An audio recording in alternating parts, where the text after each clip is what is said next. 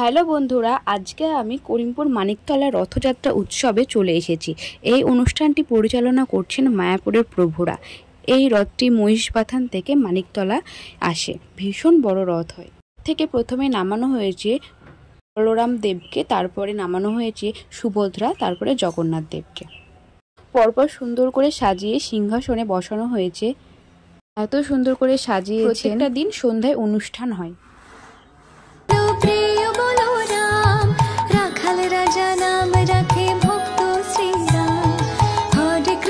প্রত্যেকদিন বিভিন্ন জায়গা থেকে সন্ধ্যাবেলায় অনেক মানুষ আসে। এইভাবে ভক্তরা ও প্রভুরা নাচে গানে মেতে ওঠে। সন্ধ্যাটা পুরো জমজমাট হয়ে যায়। আর এখানে তাছাড়া মেলাও হয়।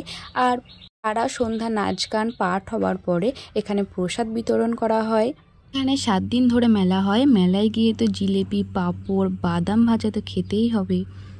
মায়াপুরের অনেক জিনিস খাবার দাবার বিক্রি হয়। মায়াপুরের যেমন ফুচকাটা খুব সুন্দর হয়। বাড়ি আসার সময় একটা পাঁপড়ের প্যাকেট হাতে করে নিয়ে চলে এলাম। আর